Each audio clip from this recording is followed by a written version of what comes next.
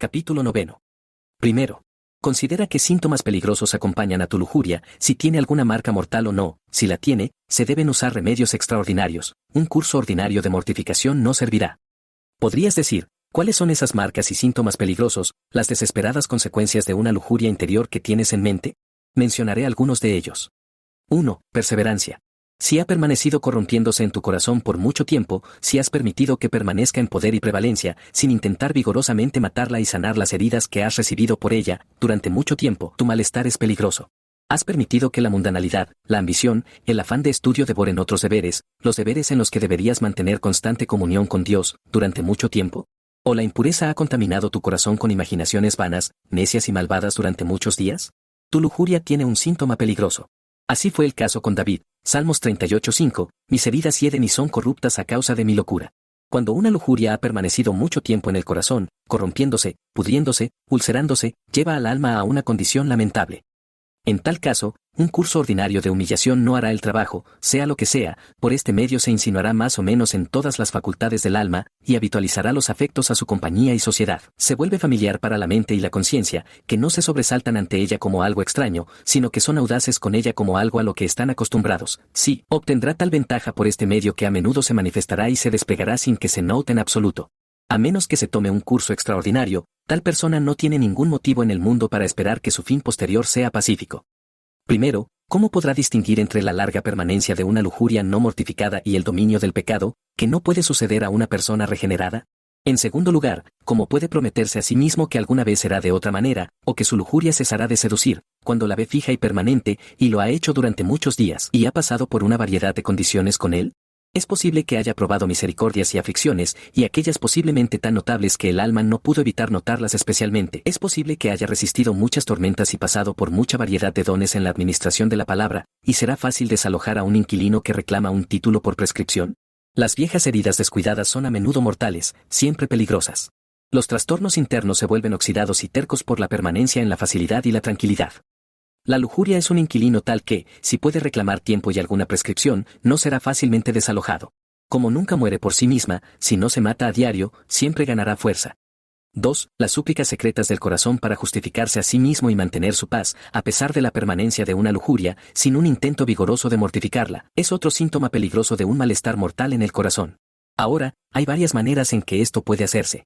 Mencionaré algunas de ellas, como 2.1. Cuando, ante pensamientos desconcertantes sobre el pecado, en lugar de aplicarse a la destrucción de él, un hombre busca en su corazón para ver qué evidencias puede encontrar de una buena condición, a pesar de ese pecado y lujuria, para que le vaya bien. Recoger experiencias de Dios, llamarlas a la memoria, recopilarlas, considerarlas, probarlas, mejorarlas, es algo excelente, un deber practicado por todos los santos, recomendado en el Antiguo Testamento y en el Nuevo. Este fue el trabajo de David cuando comulgaba con su propio corazón y recordaba las bondades anteriores del Señor. Este es el deber que Pablo nos pone a practicar, 2 Corintios 13:5.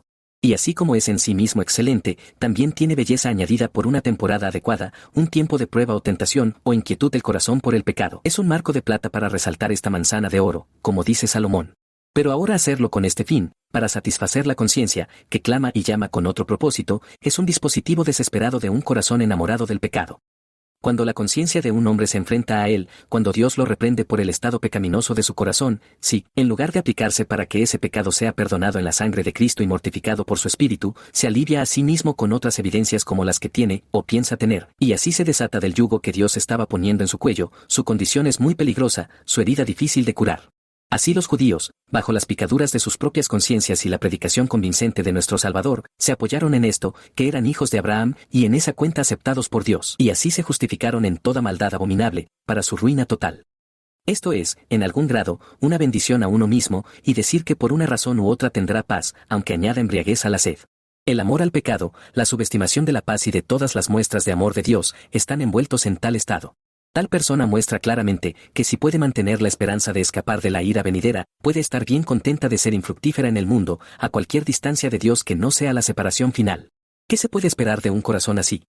2.2. Aplicar gracia y misericordia a un pecado no mortificado, o uno que no se intenta sinceramente mortificar, es la forma en que se lleva a cabo este engaño.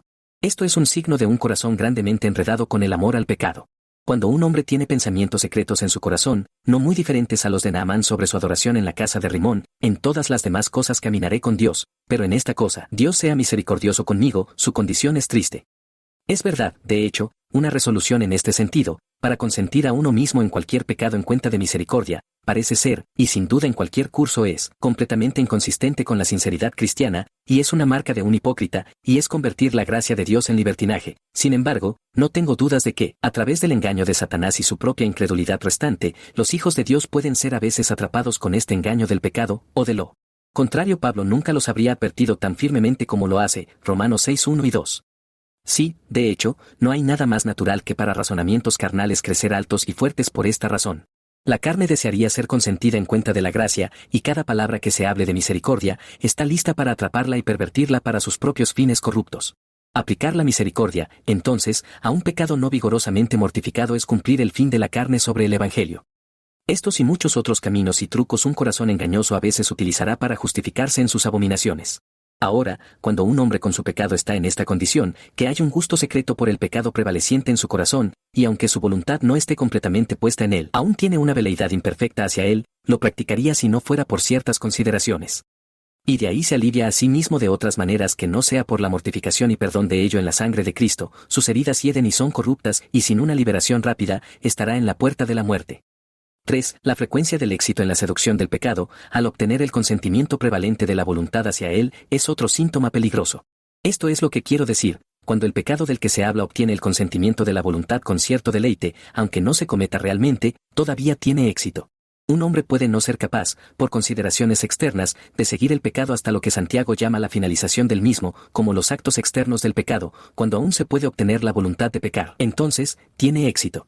Ahora, si cualquier lujuria es capaz de prevalecer en el alma de un hombre hasta este punto, como su condición puede ser posiblemente muy mala y él mismo no regenerado, así no puede ser muy buena, sino peligrosa. Y es lo mismo en cuanto al asunto si esto se hace por elección de la voluntad o por inadvertencia, porque esa inadvertencia en sí misma es en cierto modo elegida. Cuando somos inadvertidos y negligentes, donde estamos obligados a la vigilancia y el cuidado, esa inadvertencia no quita la voluntariedad de lo que hacemos como consecuencia de ella, porque aunque los hombres no elijan y decidan ser negligentes e inadvertidos, si eligen las cosas que los harán así, eligen inadvertencia en sí misma como una cosa que puede ser elegida en su causa. Y no piensen los hombres que el mal de sus corazones se atenúa en alguna medida porque parecen, en su mayor parte, ser sorprendidos en ese consentimiento que parecen dar, porque es la negligencia de su deber en vigilar sobre sus corazones lo que los traiciona a esa sorpresa. 4. Cuando un hombre lucha contra su pecado solo con argumentos basados en el resultado o el castigo debido a él, esto es una señal de que el pecado ha tomado gran posesión de la voluntad, y que en el corazón hay una superfluidad de maldad. Tal hombre que no opone nada a la seducción del pecado y la lujuria en su corazón más que el temor a la vergüenza entre los hombres o el infierno de Dios, está suficientemente resuelto a cometer el pecado si no hubiera castigo que lo acompañe. Lo que, en que se diferencia de vivir en la práctica del pecado, no lo sé. Aquellos que son de Cristo, y actúan en su obediencia sobre principios del Evangelio, tienen la muerte de Cristo, el amor de Dios, la naturaleza detestable del pecado, la preciosidad de la comunión con Dios, una profunda aversión al pecado como pecado, para oponerse a cualquier seducción del pecado, a todas las acciones, luchas, combates de la lujuria en sus corazones. Así lo hizo José. ¿Cómo, pues, haría yo este grande mal, y pecaría contra Dios, mi buen y misericordioso Dios? Y Pablo: el amor de Cristo nos constriñe, y, teniendo estas promesas, limpiémonos de toda contaminación de carne y de espíritu, 2 Corintios 7:1. Pero ahora, si un hombre está tan bajo el poder de su lujuria que no tiene nada más que la ley para oponerse a ella, si no puede luchar contra ella con armas del Evangelio, sino que trata con ella exclusivamente con el infierno y el juicio, que son las armas propias de la ley, es más evidente que el pecado ha tomado posesión de su voluntad y afectos con una gran prevalencia y conquista. Tal persona ha abandonado, en cuanto al tema hablado, la guía de la gracia renovadora, y se mantiene alejado de la ruina solo por la gracia restrictiva, y hasta aquí ha caído de la gracia, y ha vuelto bajo el poder de la ley. Y puede pensarse que esto no es una gran provocación para Cristo, que los hombres deban abandonar su yugo fácil y suave y su gobierno, y se coloquen bajo el yugo de hierro de la ley, meramente por indulgencia a sus lujurias. Pruébate también con esto, cuando eres llevado por el pecado a detenerte, de modo que debes o servirlo y lanzarte al comando de él en la locura, como el caballo en la batalla, o enfrentarte a él para suprimirlo. ¿Qué dices a tu alma? ¿Qué te argumentas a ti mismo? ¿Es esto todo? ¿El infierno será el fin de este curso? ¿La venganza me encontrará? Es tiempo de que mires a tu alrededor, el mal está a la puerta. El argumento principal de Pablo para demostrar que el pecado no tendrá dominio sobre los creyentes es que no están bajo la ley, sino bajo la gracia, Romanos 6:14. Si tus luchas contra el pecado son todas por motivos legales, ¿qué seguridad puedes alcanzar de que el pecado no tendrá dominio sobre ti, lo cual será tu ruina? Sí, sabe que esta reserva no durará mucho. Si tu lujuria te ha llevado a abandonar fuertes fortalezas del Evangelio, pronto prevalecerá también contra esto. No supongas que tales consideraciones te librarán, cuando voluntariamente has entregado a tu enemigo aquellas ayudas y medios de preservación que tienen 1000 veces su fuerza. Descansa con seguridad en esto, que a menos que te recuperes rápidamente de esta condición, lo que temes te sobrevendrá. Lo que los principios del Evangelio no hacen, los motivos legales no pueden hacerlo. 5. Cuando es probable que haya, o pueda haber, algo de dureza judicial, o al menos de castigo disciplinario, en tu lujuria como inquietante. Este es otro síntoma peligroso.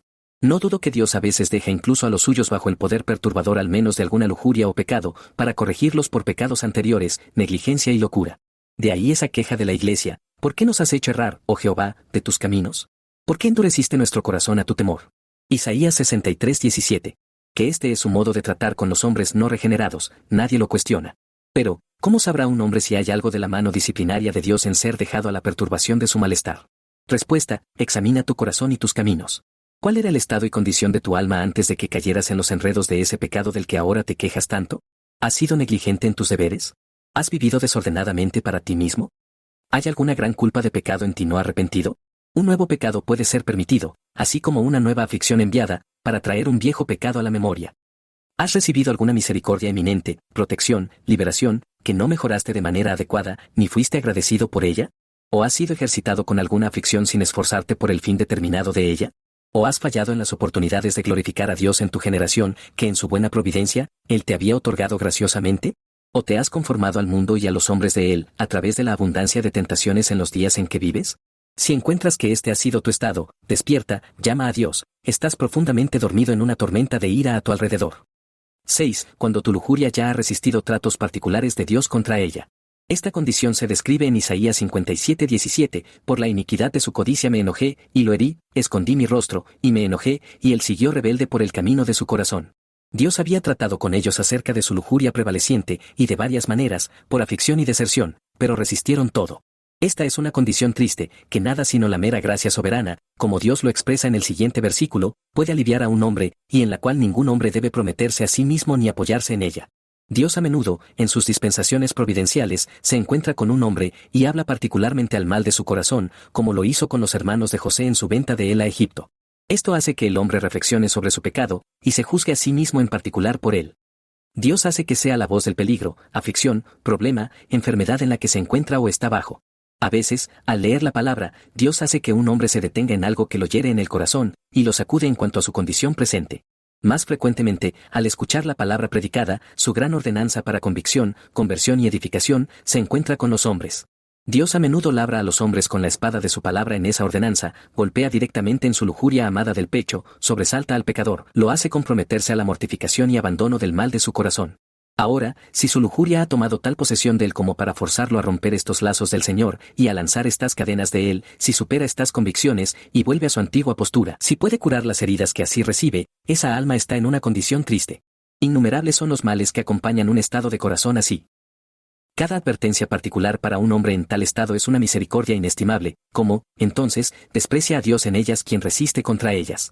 Y qué paciencia infinita es esta en Dios, que no lo desecha, y jura en su ira que nunca entrará en su descanso. Estos y muchos otros son los evidentes síntomas de una lujuria que es peligrosa, si no mortal.